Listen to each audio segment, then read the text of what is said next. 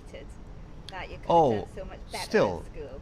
I still feel, and people say to me, but hold on, you've had this massively successful career, but I think you can never get over feeling like you've been cheated about something, especially when it's about your character. You know, if people have suggested to you time and because I came to believe all this stuff.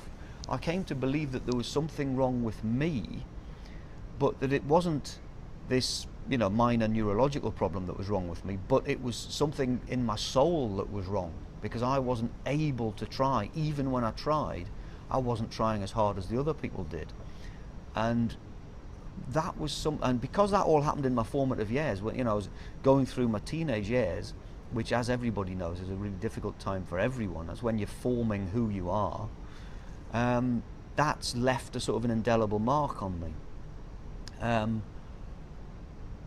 Obviously, being angry about things was quite useful to me, because I grew up with the punk generation, and became independent in my own career and so on. But yeah, I mean, one of the reasons why I'm so keen to help with the charity is because I know that my opportunities that I managed to make the most of are quite rare, really.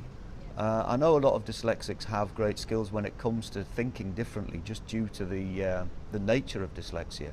So that there are great opportunities for engineering and architecture and design and all sorts of things where there's a freedom of imagination called for, and no doubt physics too. When you think about people like Einstein and many of his contemporaries, and people that went before and since in the likes of astronomy and nuclear physics, all of that, it requires the ability to think entirely differently from the way everybody else has done it previously.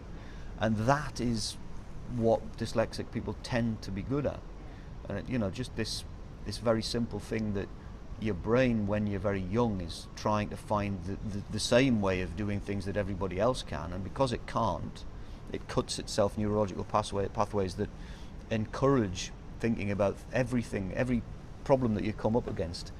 Instead of being stuck, you look for another way. And I think that's the nature of the good side of dyslexia, is that I never give up on a problem. I just always want to find a way of coping. And most of the dyslexics I've met are much the same. Yeah. Do you think that